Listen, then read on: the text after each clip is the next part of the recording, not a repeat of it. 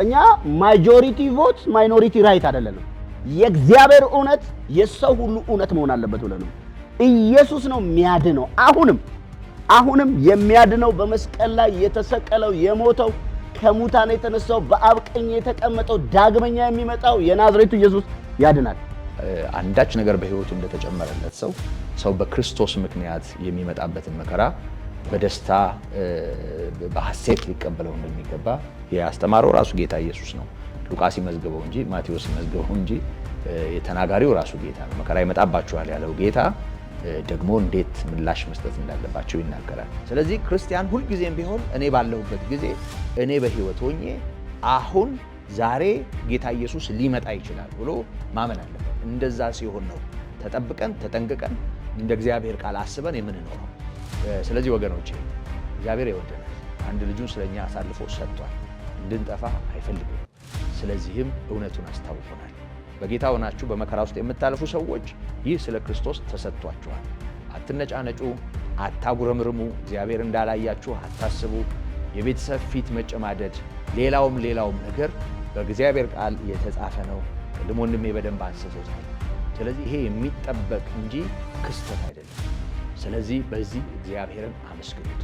ወግ ደርሶኝ እኔም ከጌታ ጋር ተቆጥሬ የአባቶቼ እድል ደርሶኝ አባቶች እንደተጠሉ የቀደሙት መከራ እንደደረሰባቸው እኔም ለዚህ በቅቼ ነው ማለት ያለብን። እግዚአብሔር ነው ማክበር ያለብን። የጌታ ጸጋ ይብዛላችሁ። እግዚአብሔር በልጁ ከተናገረበት መናገሪያ የበለጠ የተናገረው አፕዴት የሚያደርገው መልእክት ነው። አሁን የልምምዳቸውም የትምህርታቸው መለኪያውን ጤነኛ ይሁኑ አይሁኑ መለኪያው ምንድነው ከተባለ ጤነኛው በአካል ውስጥ ነው። ጤነኛው ለአካሉ መታነጽ ነው። ጤነኛው ለመንግስቱ ወንጌል ስራ ቤተክርስቲያንን ማዘጋጀት ነው። ክብር ለአምላካችን ይሁን። መቼም ይሄ ጉዳይ በጌታም ተደጋግሞ ከተገለጠ በዚህ ምዕራፍ ብቻ በድግግሞሽ የምናየው ከሆነና ጌታም ደግሞ በዚህ ምዕራፍ ብቻም ሳይሆን በሌሎችም እዚህ ወንጌል ክፍሎች ይሄንኑ አበክሮ ካስታወቀ ጉዳዩ እንዲሁ ለሰስ አድርገን የምናልፈው አይደለም ማለት ነው። እስቲ ስለ ሐሰተኛ ነቢያት እና መገለጫቸው በክርስትናውም ዓለምና ሕይወት የሚያደርሱትን ጥፋት በተመለከተ አሁን ወንድሜ ካነሳው ጋራ ተዛማጅ በሆነ ሁኔታ ወይም በልብህ ያለውን ልታሳየን ብትችል መልካም ነው። ጉዳዩ ትኩረት የሚፈልግ ስለመሆኑ መልካም ነው። በተባለው ነገር ላይ ጥቂት ለመጨመር ያህል እንግዲህ የጌታ ማስጠንቀቂያ ውስጥ ሐሰተኞች ወይም ሐሰተኛ ነቢያት የተባሉ ሐሰተኛ መምህራን በመጨረሻው ዘመን ከምልክቶች ሁሉ አንዱ ናቸው ማለት ጌታ ምንድነው በዩኒቨርስ ውስጥ ስለሚሆነው በመንግስታት መካከል ስለሚሆነው በህዝቦች መካከል ስለሚሆነው በቤተክርስቲያን ላይ የሚደርሰውን ስደት በተናገረበት ደረጃ ነው ይሄን ያስቀመጠው። ቀላል አይደለም ማለት ነው። በተለይ በመጨረሻ ጊዜ ካስተማራቸው ትምህርቶች መካከል አንዱ ይሄ ነው። ወደፊት ቀድሞም ተናግሯል። እሱንም አነሳለሁ። ምንድነው እያለ ያለው ጌታ ሰዎችን የሚያታልሉ የሚያወናብዱ በርካታ የሐሰት አስተማሪዎች እንዲሁም ነቢያት በዚህ በዘመን መጨረሻ ይነሳሉ። እነዚህ ሐሰተኞች ስራቸውን በተአምራትም ጭምር ይደግፋሉ በምልክት እና በጥንቃቄ ተራመዱ ነው ያለን ጌታ። እምነታችንን እንድንጠብቅ፣ እንዳንታለል፣ እንዳንሳሳት። ለምን ይሄ እምነትን የሚበርዝ ነው። ከህይወት ጎዳና ሊያወጣን ይችላል።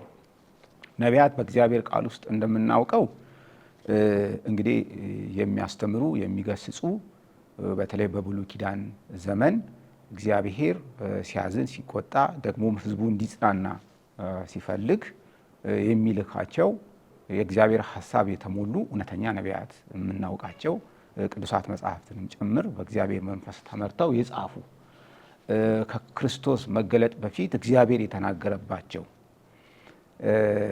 በሕይወታቸው በተለይ እንግዲህ በዚህ ዘመን ሰዎች ብዙ ጊዜ ነቢይ ብሎ ሲጠሩ የብሉይ ኪዳን ነቢያት ለምሳሌ እንደነ ኤርሚያስ፣ ሕዝቅኤል፣ ዳንኤልን፣ ኢሳይያስ ሕይወታቸውን ብናጠና ነቢይ መባል ራሱ ይከብዳል።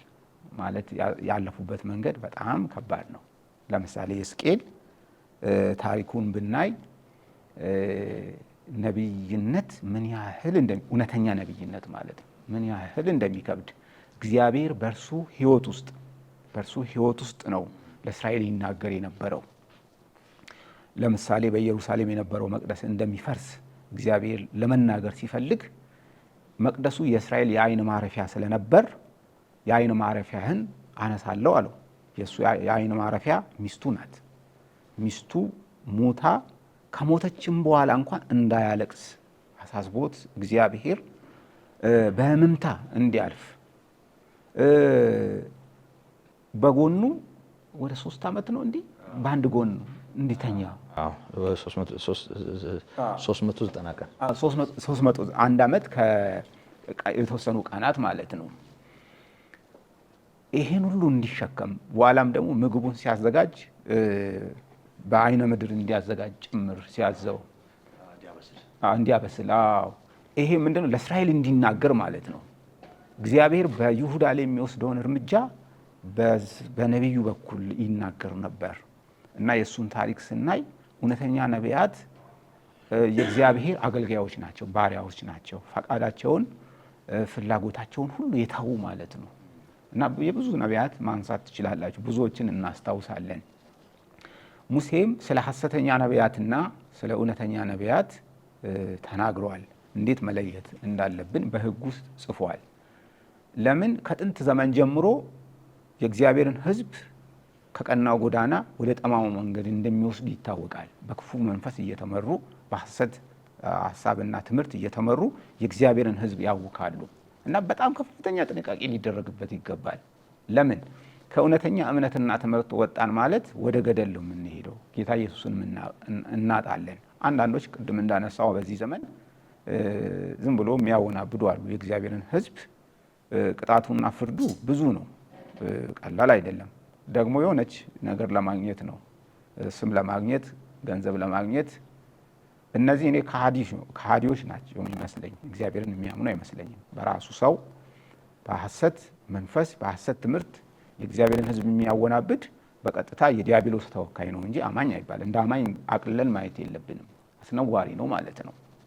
እና በዚህ በዘመኑ መጨረሻ ውስጥ እንዲህ ያወናብዳሉ፣ ተጠንቀቁ ነው ያለው። ለምሳሌ መጀመሪያ ላይ ታሪኩን ወደኋላ ብንመልስ ሐዋርያት ስለ እና ስለ ጌታ መምጣት ስለ መጨረሻው ጊዜና ምልክቶቹን የጠየቁት። ወደ መጀመሪያው አካባቢ ስንወስድ ለምሳሌ ክርስቶስ ተሉ የክርስቶስን መንገድ ትተው ከሮማውያን ጋር ጦርነት ውስጥ እንዲገቡ ሐሰተኞች ሚና ተጫውተዋል። ልክ ሐሰተኛ ነፃ አውጪዎች እኛ መሲነን ብለው ህዝቡን ያወናብዱ እንደነበር ከእምነት ብዙዎችን ወደኋላ መልሷል። የዕብራውያን አማኞችን በባዕድ አገር ያሉትንም ይሁን በእስራኤል የነበሩትን እኮ ወደኋላ የሚመልሱት ሐሰተኞች ናቸው እኮ። ካረፉበት ሕይወት ካገኙበት ከእግዚአብሔር ጋር ከታረቁበት ጎዳና ምን ያደርጉ ነበር? ወደኋላ ይስቧቸዋል። ጳውሎስ ይህንን አምርሮ ነው የተናገረው ለጢሞቴዎስ። ሁለተኛ ጢሞቴዎስ ምዕራፍ 3 ነው ሙሉ ለሙሉ እንዴት አስቸጋሪ እንደሆነ ማለት ነው። ይህንን በእውነት አድማጭ ይህንን ፕሮግራም የሚከታተሉ ወገኖቻችን ሊጠነቀቁ ይገባል። እኔ በግሌ እጠነቀቃለሁ። ሁሉንም ነገር ማለት አልከተልም። ሁሉንም ነገር ለመስማት ልቤን አልከፍትም። ለምን? ምንም የምተማመነው በጌታ ነው እንጂ በራሴ አይምሮ በራሴ ልብ አልተማመንም። ጥንቃቄ ማድረግ አለብኝ ለሕይወቴ።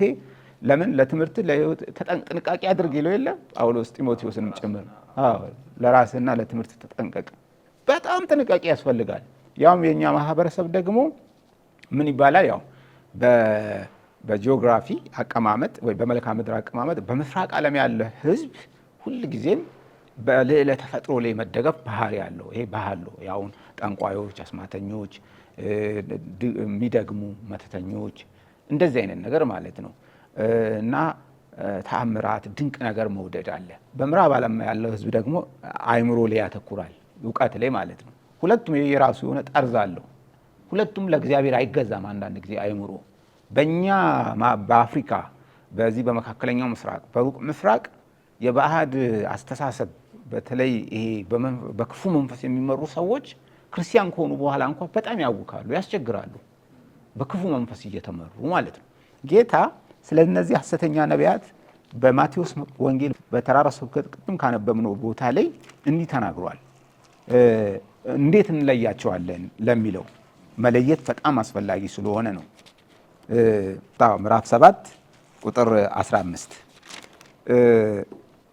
እንዲህ ይላል፣ የበግ ለምድ ለብሰው ከሚመጡባችሁ በውስጣቸው ግን ነጣቂዎች ተኩላዎች ከሆኑ ከሐሰተኞች ነቢያት ተጠንቀቁ። ከፍሬያቸው ታውቋቸዋላችሁ። ከእሾህ ወይን ከኩርንችትስ በለስ ይለቀማልን? እንዲሁ መልካም ዛፍ ሁሉ መልካም ፍሬ ያደርጋል፣ ክፉም ዛፍ ክፉ ፍሬ ያደርጋል። መልካም ዛፍ ክፉ ፍሬ ማፍራት ወይም ክፉ ዛፍ መልካም ፍሬ ማፍራት አይቻለውም።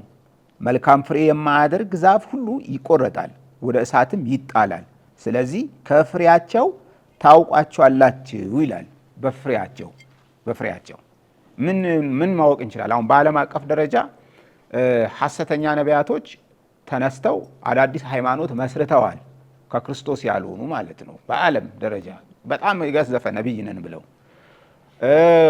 ከዛ ውጪ በክርስቲያኖች መካከል በየዘመኑ ማለት ነው በየዘመኑ አንድ አሁን ለምሳሌ በአይምሮ የመጣ ሰው አለ። በመስቀል ጦርነት ዘመን አንድ ጴጥሮስ ይባላል። እንደ ባህታዊ ነገር ነው 300 ያስፈጅቷል በሐሰት ማለት ነው። ምን አድርጎ አንድ ምን ያደርጋል? ሕፃናት ቅዱሳን ስለሆኑ ጦርነቱን እነሱ ይጋፈጡት ብሎ ሕፃናት ከምዕራብ አውሮፓ አንቀሳቅሰው እስከ መካከለኛው ምስራቅ አመጡ። ይህ ሰው 300,000 ሰው እንዲያልቅ ካደረገ በኋላ ለማምለጥ ሞከረ። ምን ያደርግ ስለነበር መጀመሪያ በሮም በተለይ በዚህ በምዕራቡ የክርስቲያን ማህበረሰብ መሀል እየተመላለሰ ይሰብካል። እግዚአብሔር ከእናንተ ጋር ነው፣ ውጡና ተዋጉ፣ ሂዱና ቅድስቷን ምድር አስለቅቁ እያለ ማለት ነው። እስከዛሬ ጠባሳ ጥሎ አለፈ።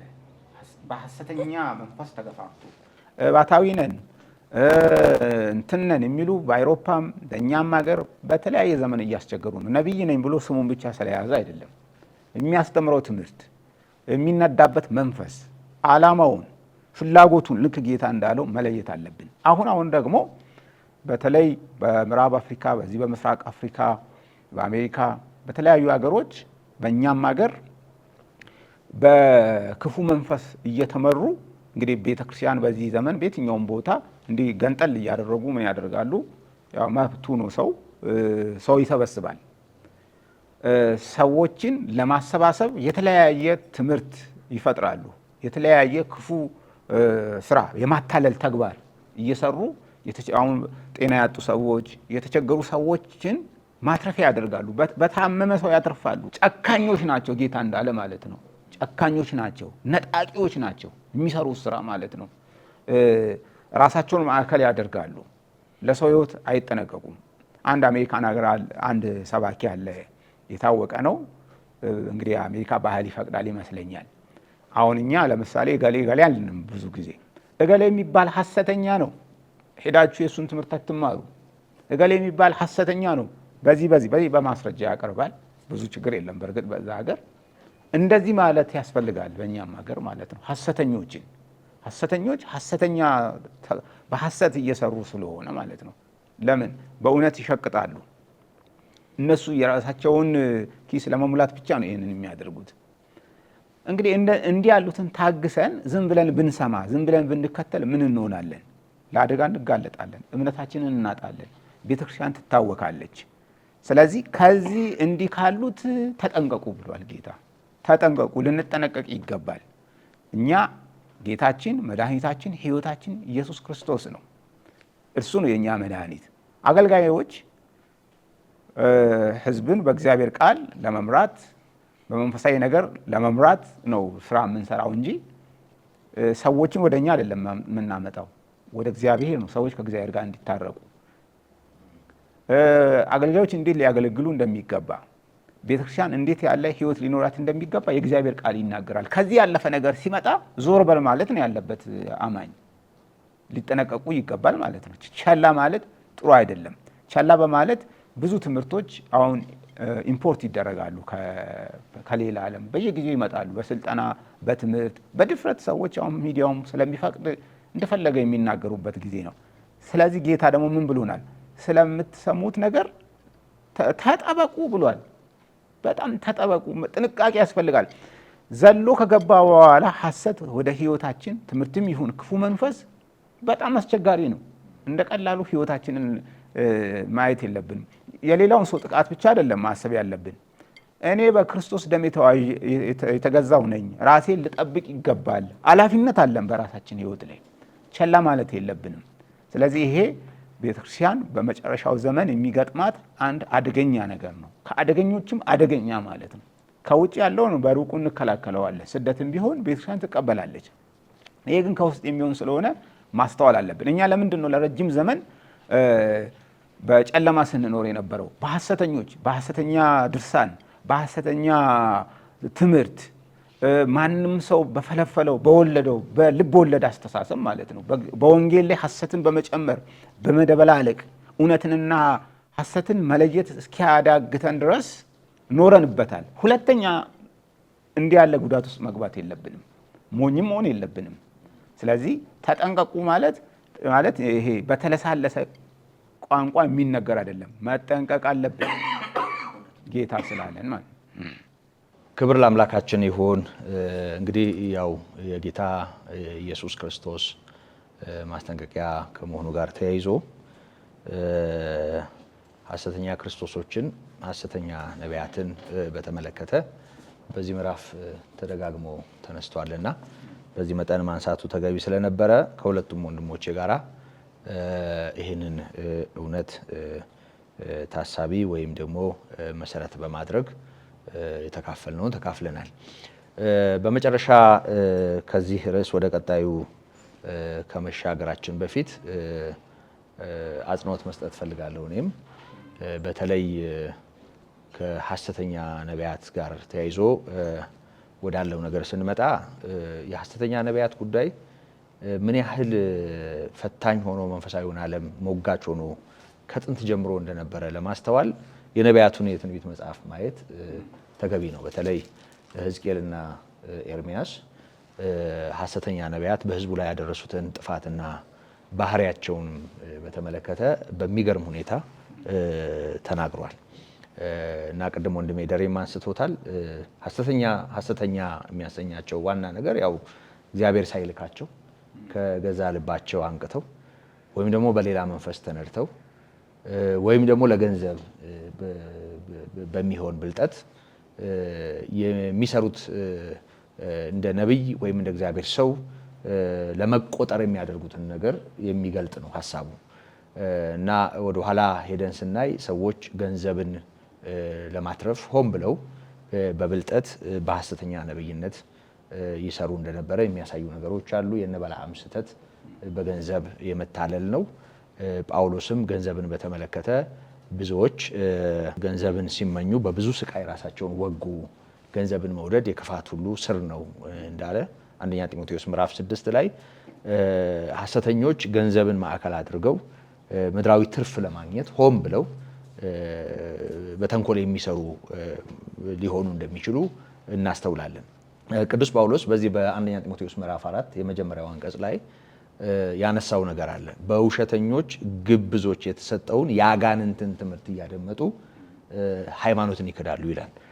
ስለዚህ ከሐሰተኛ ነቢያትና ከሐሰተኛ ትምህርቶች ጀርባ አጋንንት መኖራቸው እንደውም ዮሐንስ ክርስቶስ በስጋ እንደመጣ የማይታመኑ መንፈስ ሌላኛው መንፈስ በተመለከተ በተናገረበት ጊዜ ይህ የክርስቶስ ተቃዋሚው ነው በማለት ክርስቶስን መቃወም በቀጥታ ስሙ እንዳይጠራ ስሙን የተሸከሙ ሰዎችን በማሳደድ ብቻ የሚገለጥ ሳይሆን ትምህርቱን በማጣመም ትክክለኛውን ክርስቶስን ሰዎች እንዳያዩት ሌላ ክርስቶስን በሰው ሕሊና በመሳል እግዚአብሔር ሳይልካቸውም ጭምር በእግዚአብሔር ስም በመገለጥና በመናገር የሚሰሩት ወንጀል እንደሆነ እናያለን።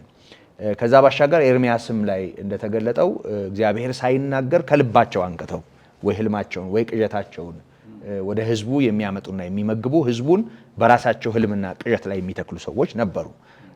ስንዴ ከገለባ ምን ህብረት አለው? ቃሌ ያለው ቃሌን ይናገር፣ ህልም ያለው ህልሙን ያውራ በማለት እዛ ምዕራፍ 23 ኤርሚያስ ላይ ራሱ እግዚአብሔር እስኪናገር ድረስ ህዝቡን ይሄ በሕዝቅኤል ቋንቋ ያለ ጭድ በጭቃ የሚመርጉ ነው የሚላቸው። መቼም ቤት ሲሰራ ጭድ ከጭቃ ጋር የሚለወሰው ጭቃው እንዲያያዝ ነው እና ያለ ጭድ በጭቃ የሚመርጉ ብሎ ያነሳቸዋል። እና እነዚህ ሐሰተኛ ነቢያት ድሮም ጀምሮ በጣም አስቸጋሪ እንደነበሩ እናያለን። ጌታ ደጋግሞ ነው ያስጠነቀቀው እና አንድ ሁላችንም እንደ መርህ ልናስተውለው የሚገባ እውነት እግዚአብሔር ለአባቶቻችን በነቢያት ተናግሯል፣ በብዙ አይነትና በብዙ ቋንቋ። የዕብራውያኑ ጸሐፊ ምዕራፍ 1 የመጀመሪያው አንቀጽ ላይ እንደነገረን መጨረሻ ግን ሁሉን ወራሽ ባደረገው ዓለማትን በፈጠረበት በልጁ በዚህ ዘመን መጨረሻ እኛን ተናገረን ነው የሚለው። እግዚአብሔር በኢየሱስ ክርስቶስ በኩል ወደ ሰው ልጆች ያመጣው እውነት የመጨረሻ ነው። እግዚአብሔር መደምደሚያ የሆነውን መልእክት ነው በክርስቶስ በኩል ያመጣው። የሐዲስ ኪዳን ነቢያት በክርስቶስ የተገለጠውን እውነት ማዕከል አድርገው የሚመክሩ የሚያስተምሩና የሚያንጹ እንጂ በክርስቶስ ከተገለጠው የተለየ ነገር ይዘው በመምጣት ራሳቸውን በተለየ ሁኔታ ሰው አይምሮና ልብ ላይ የሚስሉ አልነበሩም። ምክንያቱም በአዲስ ኪዳን ላይ የተጻፉ እንደነ አጋቦስ አይነት እንደነ ፊልጶስ አይነት ነቢያትም እንደነበሩ እናያለን። በቅዱሳን መካከል እነዚህ ነቢያት የተለየ ትምህርት ኖሯቸው አይደለም፣ በእግዚአብሔር ቃል በእግዚአብሔር ምክር ቤተክርስቲያንን ሲያንጹ የነበሩ ከሐዋርያት ጋር የቤተክርስቲያንን መሰረት የጣሉ ናቸው። ይሄ እውነታ ግልጽ ነው።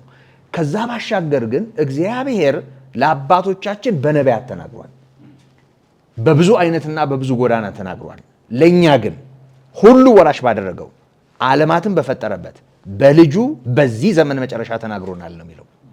በክርስቶስ ኢየሱስ የተገለጠው መገለጥ ለሰው ልጅ ሕይወት የመጨረሻው እግዚአብሔር ይህንን የሚያርምበት ይህንን የሚያርቅበት ከዚህ የተለየ መልእክት ሆኖ ወደ ሰው ልጆች እንዲመጣ የሚያደርገው ምንም ነገር እንደሌለ ልናስተውል ይገባል። ከዛ ባሻገር ይሄን ጌታ በተመለከተ እሱ የክብሩ መንጸባረቅ የባህሪው ትክክለኛ ምሳሌ ሆኖ ሁሉን በስልጣኑ ቃል እየደገፈ ኃጢአታችንን በራሱ ካነጻ በኋላ በሰማያት በግርማው ዙፋን ቀኝ ተቀመጠ ይላል። እግዚአብሔር አሁን እኛን የተናገረን በክርስቶስ ነው። ክርስቶስ ደግሞ የእግዚአብሔር ልጅ ነው። ክርስቶስ ደግሞ የእግዚአብሔር ቃል ነው። ክርስቶስ ደግሞ ሁሉ ወራሽ ነው። እግዚአብሔርን በትክክለኛው መልኩ በመካከላችን ገልጦታል። ይሄ መገለጥ የመጨረሻው ነው።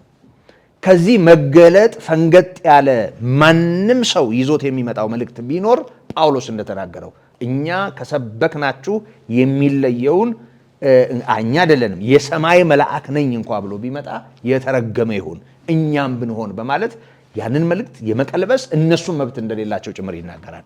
ስለዚህ በዚህ ሁኔታ ውስጥ ምንድን ነው የምናስተውለው? እግዚአብሔር ልጁን ልኳል። በልጁ የተገለጠ የምህረት አዋጅ አለ። ያ የመጨረሻ ነው። ያንን እውነት የሚቃወምና ያንን እውነት ወደ ጎን የሚያደርግ የትኛውም ነቢይ ከየትኛውም ጽንፍ ይነሳ በየትኛውም ዘመን ይነሳ ሐሳዊ ነቢይ ነው፣ ሐሰተኛ ነው።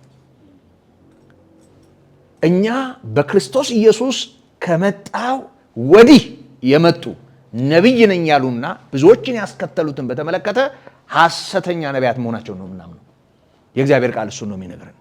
ስለዚህ ወገኖቼ እግዚአብሔር ወደ ኋላ ተመልሶ ክርስቶስን ከገለጠ በኋላ ካመጣው በኋላ የወደቀና የተዋረደ ማንነት ያላቸውን ወደዚህ ዓለም እንደሚልክ አልነገረንም። በቅዱሳን መካከል የተገለጡትም ነቢያት ቢሆን ያንን እውነት ማዕከል አድርገው ሕዝቡን የጠቀሙና ያገለገሉ ናቸው እንጂ ሌላ መሰረት ለመጣል ጥረት ያደረጉ አልነበሩም። ስለዚህ ማንም ሰው በደንብ ማስተዋል መቻል ያለበት ቤተክርስቲያን ተመስርታለች በነቢያትና በሐዋርያት መሰረት ላይ። ቤተክርስቲያን የማዕዘኑ ራስ ክርስቶስ ሆኖላት ያለች የጌታ ሙሽራ ናት። በዚህ እውነት ላይ ሌላ ነገር አመጣለሁ የሚል ማንም ሰው እንደ ቃሉ የተረገመ ነው።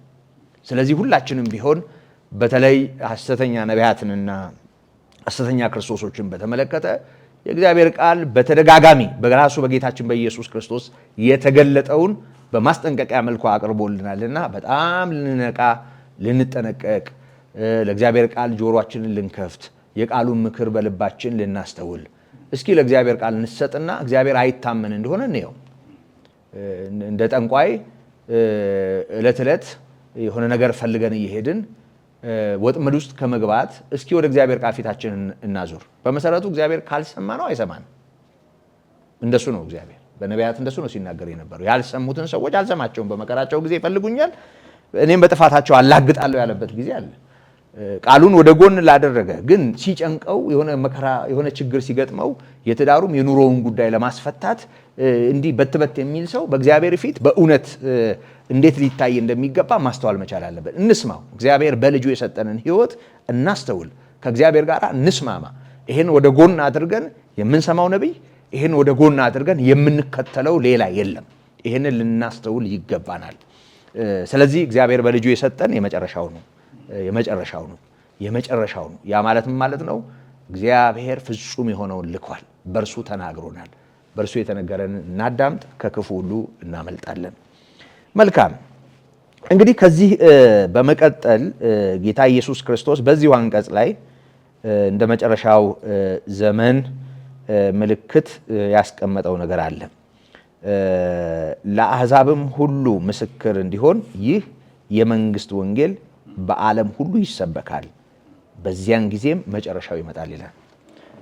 እግዚአብሔር የምህረት አምላክ ነው። ወንጌል እንዲሰበክ እግዚአብሔር እድል ይሰጣል። መጨረሻ ከመሆኑ በፊት ለመጨረሻው መጨረሻ የመንግስቱ ወንጌል እንዲሰበክ እግዚአብሔር እንደሚያደርግ ቃሉ ይነግረናል። ግን አሳዛኙ ነገር እንደው ሰዎች እንዲድኑ ብቻም ሳይሆን እንደው ምስክር እንዲሆን ሰዎች እንደው እግዚአብሔር የሰጣቸውን እድል በገዛ እጃቸው ለመግፋታቸውም ጭምር ኃላፊነት እንዲወስዱም ይመስላል ንግግሩ እና ለአሕዛብ ሁሉ ምስክር እንዲሆን ነው የሚለው። ይህ ወንጌል ይሰበካል። እንግዲህ እግዚአብሔር ይህን እድል ለምድሪቱ ይሰጣል ማለት ነው። የሚሰሙ ሰዎች እንዲድኑ ወንጌል እንዲመሰከርላቸው ያደርጋል። የዛን ያህል ደግሞ ይህንን ያልተቀበሉ ሰዎች ያንን እድል ለመግፋታቸውም ጭምር ምክንያት እንዳይኖራቸው እግዚአብሔር እንደሚያደርግ ይነግረናል። እንግዲህ ያው የመጨረሻውን ዘመን በተመለከተ ይሄ የመጨረሻ ዘመን ነው። የጸጋው ዘመን የመጨረሻ ዘመን መሆኑን አስምረንበታል። ከዚህ በኋላ ፍርድ ስለሆነ ያለው በግል ሕይወታችንም ቢሆን እንዳጠቃላይ እንደ ምድሪቱ እድል ይህ የመጨረሻው ዘመን የመጨረሻ ነው። ስለዚህ ወንጌል እየተሰበከ ነው። አዎ ወንጌል ይሰበካል። አዎ እና እስኪ ወንጌልን የመንግስቱን ወንጌል በተመለከተ ደግሞ ከቃሉ የምንማረውን እንካፈላለን። እድል ለወንድሜ ሙሉቀን ልስጥ። እንግዲህ ይሄም ከምልክቶቹ መካከል አንዱ ነው። የዚህ የሚደንቀው ምንም እንኳ ወንጌል በመጨረሻው ዘመን ውስጥ ለአሕዛብ ሁሉ ቢሰበክም ደግሞ ምን ይላል? በዚያን ጊዜም መጨረሻው ይመጣል ይላል። እንደውም ወንጌል ተሰብኮ የመሰበኩ ስራ መጨረሻ ላይ ጌታ ወይ ደግሞ መጨረሻው ይመጣል እያለ ነው። ሌላው አስደናቂ በዚህ ቃል ውስጥ እንግዲህ ለጥቂት ሰዎች አይደለም ወንጌል የሚሰበከው፣ በዓለም ሁሉ ነው የሚለው። ልናሰምርበት ይገባል። አንድ ወደ ኋላ መለስ ብለን በእግዚአብሔር ቃል ላይ የምናስተውለው ነገር አለ። እንግዲህ የመጀመሪያዎቹ ክርስቲያኖች ልክ ጌታ ካረገ በኋላ ወደ 40 ዓመት ገደማ እንደውም ጌታ ይመጣል ብለው ዝግጅት ያደርጉ ነበር እና ስለ መጨረሻው ጊዜ እንዲጠነቀቁ ጳውሎስም ለተሰሎንቄ ሰዎች ይህንኑ እንደገና ሲያስረዳ ከመጨረሻው በፊት ሊሆን ያሉ ነገሮች እንዳሉ እንዲገነዘቡ እኔ አሁን በጣም ብናሰምርበት ጥሩ ነው ብዬ የማስበው የወንጌል ስብከት በአንድም በሌላ የቤተክርስቲያን ስራ ነው። ቤተክርስቲያን ይህንን የመንግስቱን ወንጌል እንድትሰብክ አደራ ተቀብላለች። ይህንን ኃላፊነቷን ስትወጣ ነው እንደውም የመጨረሻው መጨረሻ የሚመጣው። ለምን በጌታ ዘንድ ፍርድ ብቻ እንዳለ ከፍርድ ጋር ብቻ አያይዘን አይደለም ስለ መጨረሻው ዘመን ማሰብ ያለብን። አሁን በእኛ ሀገር በተለምዶ በየዓመቱ እንግዲህ በዚህ ጊዜ ይታሰባል በዚህ ጊዜና ጳጉሜ ላይ አንዳንድ ሰዎች ስለ መጨረሻው ዘመን በጥቂቱ ያስባሉ። እንደው በዓመት አንድ ጊዜ መታሰቡም ጥሩ አይደለም። በእውነት የሁል ጊዜ ስራ ነው። ፍርሃትና እንደው መግቢያ ወዴት ነው የሚል ነው ብዙ ጊዜ የሚንጸባረቀው። ከሱ ይልቅ እንደው ቤተክርስቲያን ስራዋን እኮ እንድትሰራ ማሰብ አለብን። አሁን እኛ እንግዲህ በዚህ ሀገር እግዚአብሔር ወንጌል ከጥንት ዘመን ጀምሮ ለአባቶቻችን በአንድም በሌላ ቃሉን ልኳል። የኛ ሀገር የወንጌል ትምህርትና ክርስትና ቅይጥነት ቢኖረውም ማለት ነው የቅይጥ ትምህርት አለበት። ጥንካሬ አጥቷል። በዚህ ምክንያት ጥንካሬ ማጣት ብቻ ሳይሆን ዓለማዊነት በቤተክርስቲያን ላይ ሰፍኖ ይታያል። እንዲሁም የሐሰት ትምህርቶች ተደብላልቋል። እንዲህ ያሉ ነገሮች እንድንነቃ ግን ያደርገናል።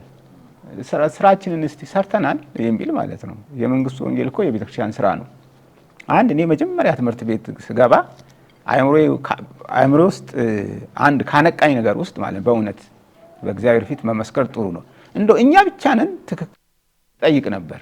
ኢትዮጵያ ውስጥ ያለው ክርስትና ነው እውነት፣ ሌላው ሴት ይገባል፣ ሌላውስ ክርስቲያን አይደለም የሚል ማለት ነው። አሁን እኛ ብቻ ነን ይላል ሰው። እኔም እኛ ብቻ ነን ብዬ አስብ ነበር። ማለት እኛ ብቻ እንዴት እውነት እንሆናለን በሌላ ዓለምስ ያለው የሚል አእምሮ ማሰብ ጀመረ። ለምን እስከ ዛሬም እኮ እኛ ብቻ ነን ብሎ የሚሰብኩ የሚያስተምሩ አሉ። ግን ስለሌላ ምንም አይገዳቸውም። በሌላ ዓለም ስላለው ምንም እንደውም ሌላውን ለፍርድና ለቁጣ የተዘጋጀ አድርገው ነው የሚያስቡት። ይሄ ምን ያደርጋል ማለት ነው? ሐሳባችን ሁሉ ያፈርሰዋል። ትክክል አይደለንም ማለት ነው። እና እንድነቃ ካደረጉኝ ነገሮች መካከል አንዱ ይሄ ነው። ለምን እሺ እውነተኛ ከሆን እኛ እኮ ለሌሎች ሄደን ምስክር መሆን አለብን። የመንግስቱ ወንጌል እንግዲህ እውነታው እንዲህ ነው። የእግዚአብሔር ቃል እንደሚነግረን የሰው ልጅ በኃጢአቱ ምክንያት ከእግዚአብሔር ጋር ከተለያየ በኋላ ህብረቱ ከፈረሰ በኋላ የማዳንን ስራ ራሱ እግዚአብሔር ነው የዘረጋው። ለምሳሌ አብርሃምን ሲያገኘው እግዚአብሔር በዘር የምድር ነገዶች ሁሉ ይባረካሉ ያለው። ስለዚህ እግዚአብሔር በዓለም ያሉትን ሰዎች ሁሉ ወደ ራሱ የመመለስ ሌሎችን የመባረክ ዓላማ ነበረው። ለበረከት እንድትሆን ነው ቤተክርስቲያን አሁንም በዓለም ውስጥ ያለችው። ክፋትን ሁሉ እንድትከላከል የእግዚአብሔር ብርሃን ሆና በህዝብ መካከል እንድትኖር እና እግዚአብሔር ምንድነው እቅዱ? ጌታ ኢየሱስ ከሙታን ከተነሳ በኋላ ለደቀ መዛሙርቱ በሙሉ ስልጣን ማለት ስልጣን በሰማይና በምድር ተሰጠኝ አለ። ስለዚህ በዚህ ስልጣን ወደ ዓለም ሁሉ እንዲሄዱ ማለት ነው። ወደዚህ ለምሳሌ ወደ ፍጥረት ሁሉ ወደ አሕዛብ ሁሉ ይላል ያለ ገደብ ማለት ነው። ወንጌል ለሁሉ እንዲሰበክ ከመልክዓ ምድርም አንጻር በኢየሩሳሌም፣ በይሁዳ፣ በሰማሪያ እስከ ምድር ዳር ድረስ ይላል። ይሄ እንግዲህ ከጥንት ዘመን ጀምሮ በኢየሩሳሌም ተሰበከ፣ በይሁዳ ተሰበከ፣ በሰማሪያ ተሰበከ። ቀስ እያለ ወንጌል እየሰፋ በሮም ግዛት እየተስፋፋ ጥቂት የምዕራቡን ክፍል ደግሞ ለመካከለኛው ምስራቅ የቀረቡ ሀገሮች በጥቂቱ ወንጌል እየሄደ እስከ ዛሬም ግን በወንጌል ያልተደረሱ ህዝቦች አሉ። አሁን ህዝብን በነገድ፣ በቋንቋ፣ በማህበረሰብ መከፋፈል ተለምዷል።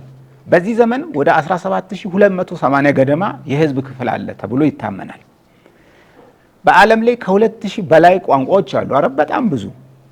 መጽሐፍ ቅዱስ ያልተተረጎመላቸው ብዙ ህዝቦች አሉ። የሩቁን ተውት፣ በእኛ ሀገር እንኳን ገና ወንጌል ያልሰሙ። በእግዚአብሔር ልብ ውስጥ ሰዎች ወንጌል እንዲሰሙ ፍላጎት አለው ማለት ነው። ስለዚህ እኛ ምንድነው የመንግስቱ ሰራተኞች አብረን የምንሰራ የመጨረሻው ዘመን ከመምጣቱ በፊት የምንሯሯጥ መሆን አለብን። አንዱ ማሳያ ነው ማለት ነው። ዝም ብለን በየአመቱ ደብረ ዘይት ሲመጣ ወዴት ነው የምገባው ምን ሆነ ራስ ወዳድነት ነው። በነገራችን ላይ ወንጌልንም በአግባቡ አለመረዳት ነው። ለራስም በአግባቡ አልተረዳንም፣ ስለሌላውም ደግሞ ግድ አይለንም።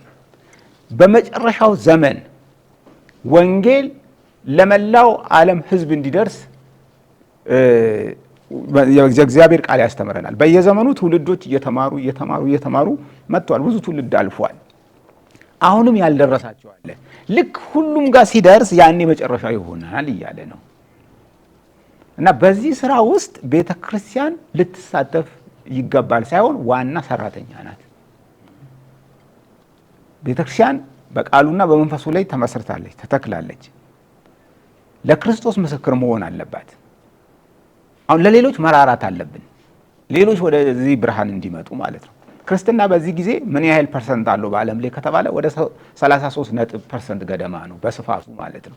አሁንም ገና ሰፊ ማለት እድገቱ እንደዛ ነው የሚያሳየው ከጥንት ዘመን ጀምሮ። በክርስቶስ ያላመኑ በዓለም ላይ ይበዛሉ በዚህ ሰዓት ሰፊው ማለት ነው። አሁን እኛ ደጃችንን ዘግተን ስለ ራሳችን ብቻ የምናስብበት ጊዜ አይደለም። ጌታ እኮ ተናግሯል። ያኔ መጨረሻው ይሆናል ያለው ይህ የመንግስት ወንጌል በዓለም ሁሉ ነው ያለው። በዓለም ብቻ በዓለም ሁሉ ይሰበካል። አሁን ጥሩ ነው። በዚህ ዘመን ይገርማል። ከየትኛውም ዘመን የተሻለ ጊዜ ላይ ነው ያለ ነው። ለምሳሌ የዛሬ 100 ዓመት ገደማ በአፍሪካ ያለው ክርስትና ወደ 8 ሚሊዮን ገደማ ከ8 እስከ 15 ሚሊዮን ነበር የሚገመተው። በጣም ህዝብም በዓለም ላይ ጥቂት ስለሆነ ዛሬ ወደ 350 ሚሊዮን ሰዎች ወደ ክርስቶስ መጥተዋል በአፍሪካ ውስጥ ማለት ነው። በኤዥያ ወደ 400 ሚሊዮን ይሆናል። በጣም ከፍ ይላል።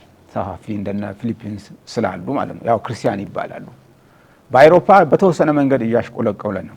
በአሜሪካ በሰፊው ክርስትና እንዳለ ይታመናል። በምስራቅ አውሮፓ እንዲሁ ብዙዎቹ ክርስቲያን እንደሆኑ ይገመታል። ምንም እንኳ ብዙ የእግዚአብሔር ቃል ላይ ጥያቄዎች ቢኖሩ ማለት ነው። በህይወታቸው ክርስቲያን ነኝ የሚለውንም መጠየቅ ያስፈልጋል።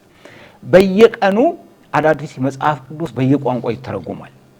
በዓለም ሁሉ ወንጌል እንዲዳረስ ማለት ነው። ሰዎች መጽሐፍ ቅዱስ ይተረጉማሉ፣ ቋንቋ ያጠናሉ፣ ወንጌል ይሰብካሉ። ስደት በተለያየ ሀገር አለ። በዚህ ሰዓት ወንጌል እየሄደ ነው። ይህንንም መገንዘብ አለብን። ለምን? እምነታችን ዓለም አቀፋዊ ነው። አምላካችንም ደግሞ የሁሉ አምላክ ነው።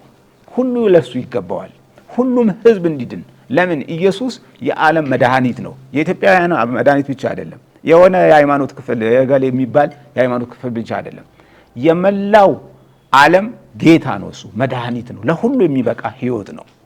እሱ ነው እንደሚያሳስበን በዚህ ቀን እንደው ምን ያህል ሰው ወንጌል ደረሰው ጌታ ከተናገረው የሚለውን እና ይሄኛ ያለንበት ዘመን በእውነት እግዚአብሔር ስሙ የተባረከ ይሁን። በዓለም ሁሉ በተሻለ መልኩ ወንጌል እየተሰበከ ያለበት ለምን? ይሄ የሚዲያው ሁኔታ እየተስፋፋ መምጣቱ እና እነዚህን ሁሉ ስንመለከት በጌታ እንደነቃለን። እዚህ ብቻ አይመስለኝም። ይሄ የመንግስት ወንጌል በዓለም ሁሉ ይሰበካል። ገና ቄድሮንም ጋር ለሐዋርያት የተናገረው አለ አይደል?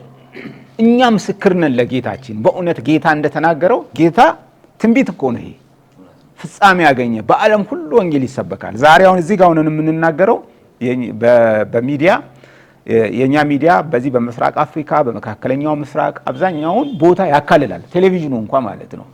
በዩቲዩብ በተለያየ ፌስቡክ ደግሞ በመላው ዓለም ይሄ አሁን እዚህ የምናወራው ነገር ይሰማል። ጌታ የተናገረው በእውነት እውነት ነው። ግን አሁንም ወንጌል ሊደርሳቸው የሚገባ ወደ 7000 የሚደርሱ ማህበረሰቦች አሉ። በኢትዮጵያ ወደ 37 ማህበረሰቦች በወንጌል አልተደረሱም። አሁንም ይሄን ስለ ምጽአት ስንናገር ስራችንን ምን ያህል ሰርተናል ማለት አለብን። ስራችን ምን ያህል እየሰራን ነው ጌታ እንደተናገረው ወደ ፍጻሜ በመገስገስ ረገድ እና ስለዚህ እንደው ብዙ ብንናገር በጣም ደስ የሚያሰኝ ነው። ይሄ ክፍል መልካምና በቤተክርስቲያንም እንድትነቃ ስለሚረዳ ክብር ለአምላካችን ይሁን። አሁን ባነሳነው ርዕስ ዙሪያ በአንተም ውስጥ ያለውን ሸክም እንደገናም ደግሞ ያው ከመጨረሻው ዘመን ምልክቶች አንዱ ነውና ወንጌል በዓለም መሰበኩ ለብዙዎች ምስክር እንዲሆን ይህን ጌታ የተናገረውን ቃል መነሻ በማድረግ ምን መገንዘብ አለብን፣ እንዴትስ መኖርና ማገልገል አለብን የሚለውን እንደሚያንተ የምታነሳው መልካም ነው። ምስጋና ለእግዚአብሔር ይሁን። እግዚአብሔር የተባረከ ይሁን። እስካሁን ድረስ እየተወያየን ያለነው ጌታ ኢየሱስ በመጨረሻ ዘመን ወይ ደግሞ የመጨረሻው ዘመን ምልክቶች ምንድናቸው ብሎ ያስተማረ ያለውን በተለይ በቤተ ክርስቲያን ዙሪያ በአማኞች ሕይወት ዙሪያ ላይ ጌታ ኢየሱስ የተናገራቸውና ያስተማራቸውን እውነቶች ነው እንግዲህ እየተካፈለን ያለነው። እግዚአብሔር በብዙ እንደረዳንና እንዳስተማረን እግዚአብሔር ብዙ ነገር እንደተናገረን ተስፋ እናደርጋለን። እግዚአብሔር የተባረከ ይሁን። እንግዲህ መጨረሻው ነው እንደ ቤተ ክርስቲያን የተናገረው ሐሳብ ውስጥ የመጨረሻ የምንለው ሐሳብ እሱን ነው እያሰብን ያለነው። ይህ የመንግስቱ ወንጌል በአህዛብ ሁሉ ይሰበካል የሚለውን ሐሳብ ነው እየተካፈልን ያለነው ቁጥር 14 ላይ ያለው።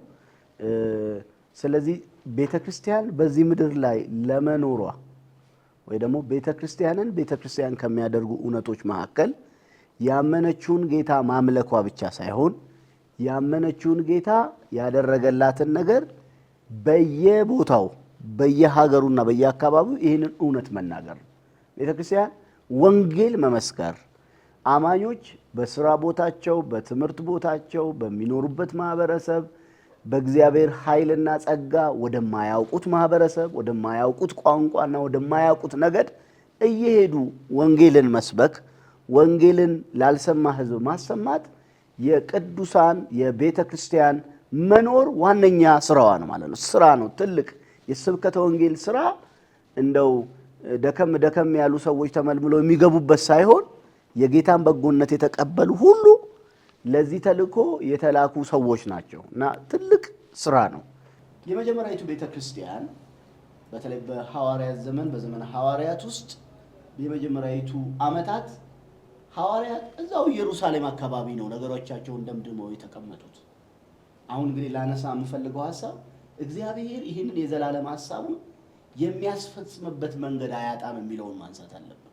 አሁን ቤተክርስቲያን ትልልቅ ካቴድራል ውስጥ ትልልቅ ወንበር ላይ አገልጋዮች ተቀምጠው በተላላቅ ስም ተደራርበው እንኳን ለመጥራት እንኳን በሚከብድ ማለት ነው የማዕረግ ስሞች ማዕት ጋጋታት አገልጋዩ ተደራርቦበት ይህንን የወንጌል ስራ ትቶ ብሎ እንቅልፉን እያንቀላፋ እንኳን ቢቀመጥ እግዚአብሔር የሚሰራበት መንገድ አለው። እሱ ነው ቤተክርስቲያን አማኞች ይህንን ስራ ባይሰሩ እግዚአብሔር የሚሰራበት መንገድ አለው፣ ይሰራል። ግን ቤተክርስቲያን ዋና ስራዋ ወንጌል ነው እና የመጀመሪያዊቱ ቤተክርስቲያን እንዲህ ተሰብስበው ሲኖሩ እያለ ነው እግዚአብሔር ልዩ ነገር አስነሳ ማለት ነው። አንድ ምግብ እንዲያገለግል የተጠራን ሰው ጉባኤውን ማዕድ በማገልገል ሐዋርያትን ሊረዳ የተሾመ እስጢፋኖስ የሚባል ሰው ታላቅ ሰባኪ ሆኖ በአደባባይ የብሉይ ኪዳን መጻሕፍትን እየተረተረ ማለት ነው ተቃዋሚዎች ሊቃወሙበት ሊሚናገረውን መንፈስ መቃወም እስከሚያቀታቸው ድረስ የክርስቶስን ቤዛነት የኢየሱስን ክርስቶስነት የእግዚአብሔር ልጅነት አዳኝነት የሚጠበቀው መድኃኒት መሆኑን ተናገረ። ከዚህ የተነሳ ቤተክርስቲያን ተበተነች እና ቤተክርስቲያን ወንጌል እንድትስፋፋ የመጀመሪያ ያደረገው ነገር ምንድነው? መከራ ነው ማለት ነው። ስትበተን የሄዱት ሁሉ የተበተነው ሁሉ ቃሉን እየሰበኩ ዞሩ ይላል እና በሌላ መንገድ አንድ ሰው ከሰከሰ ጳውሎስ የሚባል ሰው። ይህንን የምናነሳው ተደጋግሞ በቤተክርስቲያኑ ስለማይነገር አይደለም።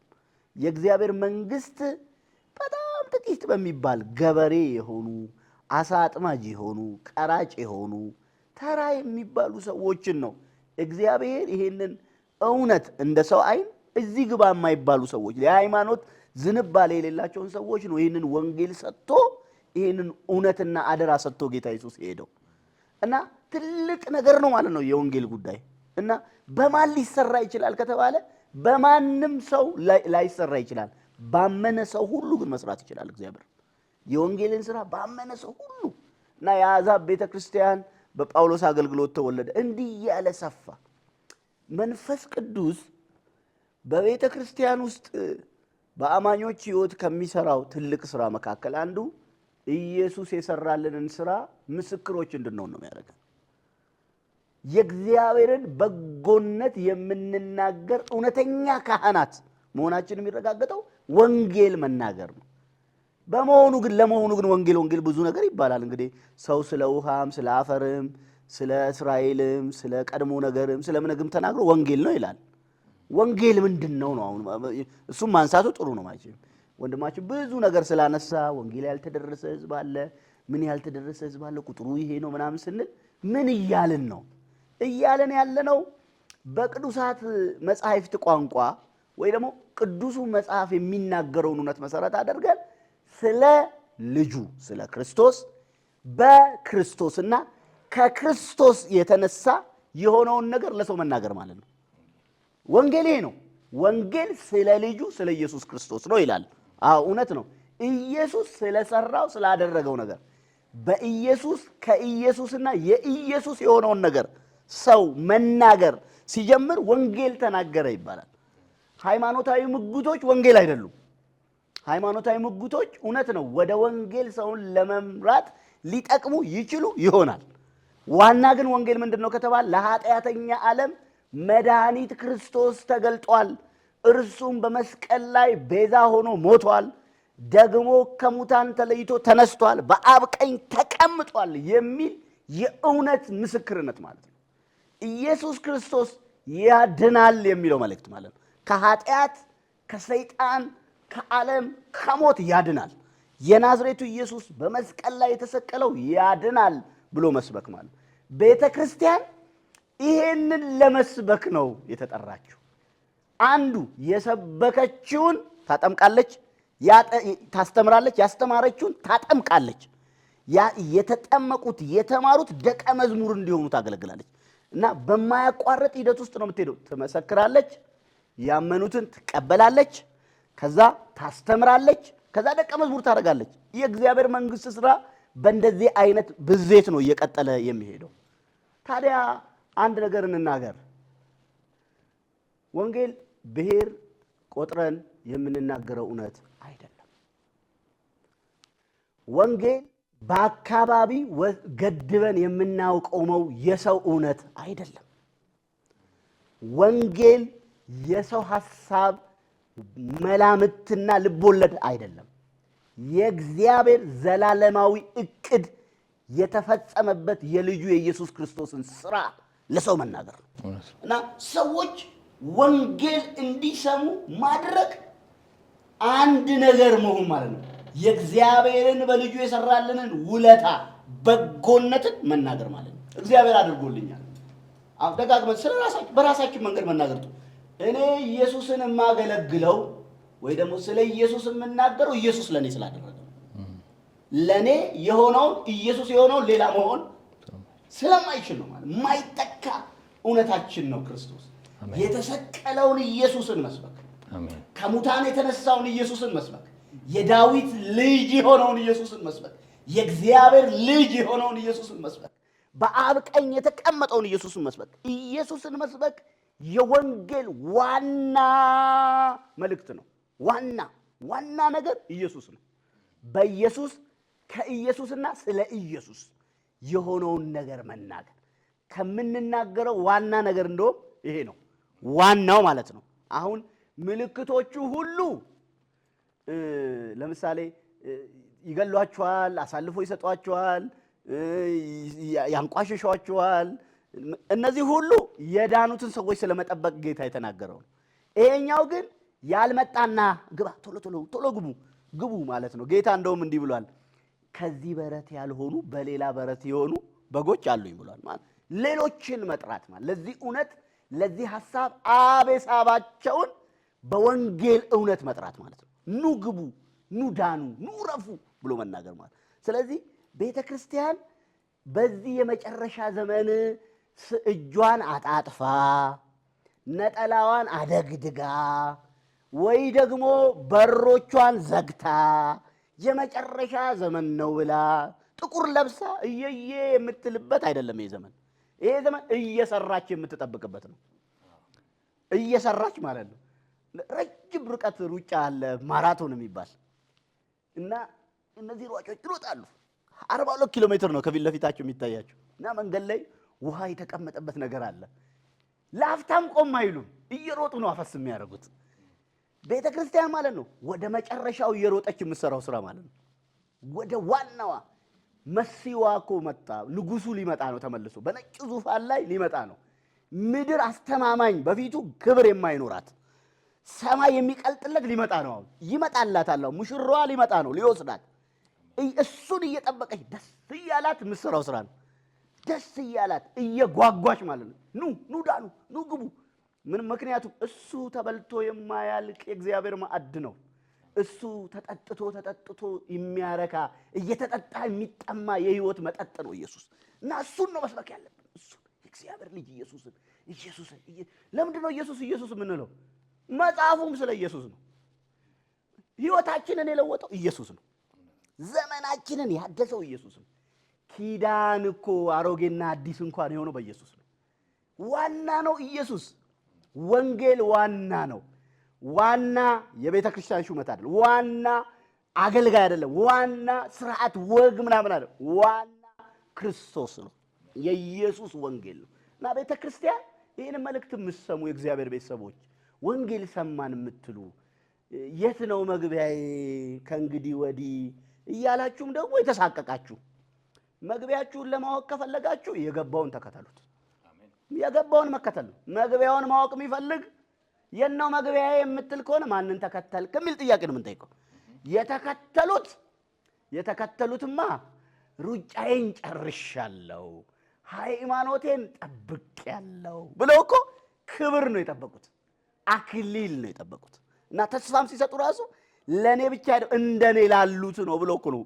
ለኔ ብቻ ነው አላሉ፣ ለሌላም ይሆናል አሉ። ከፈት አድርጎት ነው ሄዱት። እና እንናገራለን ስለ መጨረሻው ዘመን ስናስብ የሚነደው እሳት የሚንቀለቀለው አይናችሁ ውስጥ ውል ውል ውል ውል ውል ውል እያለ ካታያችሁ እሱ ዋና አይደለም።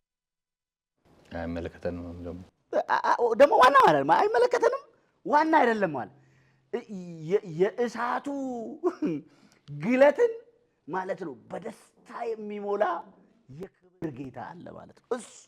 የእሱ አመጣጥ ይደንቃል። ሲመጣ የወጉት ቢያዩት እንኳን ማለት የአመጣጡ አስደናቂ ነው። ከዚህ በኋላ በልዕለ ተፈጥሮ ላይ እንዴት ተፈጥሯዊ ሰው በማያንቀሳቀሰው ተፈጥሯዊ ኃይላት ላይ የናዝሬቱ ኢየሱስ መገለጥ እንዴት ሽብር እንደሚፈጥር ማለት ነው። በሰማይ ብርሃናት ላይ ምን አይነት ሽብር እንደሚፈጥር የሚቀጥለው ክፍሎች ላይ እናየዋለን። አሁን ግን አንድ ነገር እናገራለን። እዚሁ በአጭር ቁመት በጠባብ ደረት በተወሰነ ሰፈር በችግር ማዕከል በአሳቶቹ ጉባኤ ፊት ለፊት ቆመን አንድ ነገር ግን ማፈር የለብንም። ኢየሱስ ክርስቶስ ከኃጢአት ከሞት ከመከራ ከዘላለም ፍርድ ያድናል። አሜን። ይሄንን መስበክ አለብን። እንሰብካለን። አሁንም እንናገራለን ለሰው ይሄንን የሚሰማ እንደው ይሄንን ጾም ሲያስብ እግዚአብሔር ቢቀበለኝ ነው እግዚአብሔር ቢሰማኝ ነው የእግዚአብሔር እውነት ቢገለጥልኝ እያለ የእውነት ፍለጋ ውስጥ ያለን ሰው እነግረዋለን። ብቸኛው እውነት ነኝ ያለ፣ ብቸኛው እኔ ህይወት ነኝ ያለ፣ ብቸኛው መንገድ ነኝ ያለ አለ። እሱ ከተገለጠ 1000 ዓመታት ተቆጥረዋል። ዛሬም ለብዙዎቻችን መንገድ ነው። እሱን በመከተል መግቢያችንን ማሳመር እንችላለን።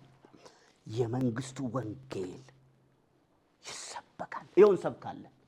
አሁን ኢየሱስ ክርስቶስ ምድራችንን የሰው ልጅን የትኛውንም ኃጢአት የትኛውንም ሸክም የትኛውንም ጭንቀት ሊያድን ይችላል። ይሄን ደግሞ ሲሰጠን እንዴት ሰጠን?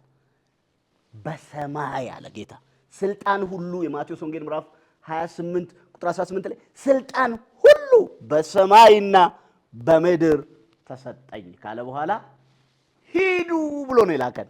ሲልከን በተሰጠው ስልጣን ነው የላከን። ሲልከን ደግሞ ምን አደረገ መሰለህ? ሂዱ እስኪ ገመግማችኋለሁ አይደለም እስከ ዓለም ፍጻሜ እኔ ሁሉ ጊዜ ከናንተ ጋር ነኝ ብሎናል።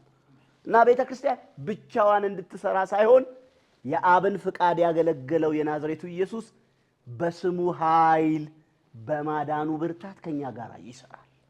እና ቤተ ክርስቲያን ምን ትበል? ወንጌልን እንስበክ። እኛ እንስበክ።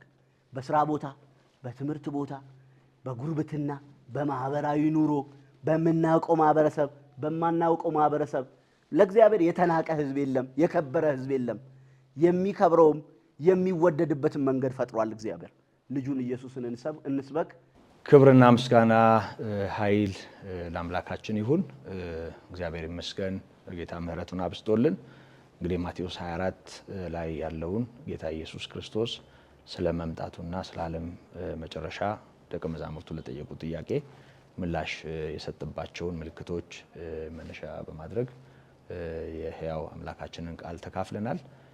እንግዲህ እስካሁን በጀመርንባቸው የጊዜ ወሰኖች አጠቃላይ መልእክቱን መቋጨት ስላልተቻለ እንደ ጌታ ምሕረት አሁንም ይህንኑ ቀጥለን የምናይ ይሆናል። እንግዲህ ከቁጥር 15 ጀምሮ ያለውን ደግሞ በሚቀጥለው ጊዜ የምንመለከት ይሆናል። ጸጋና ሰላም ምሕረት ይብዛላችሁ። ደግሞ ከቀሪው ከቴሌቪዥኑ መርሃ ግብር ጋር እንድትሆኑ በጌታ ፍቅር እንጋብዛችኋለን። ምሕረት ይብዛላችሁ። ወስብሐት ለእግዚአብሔር።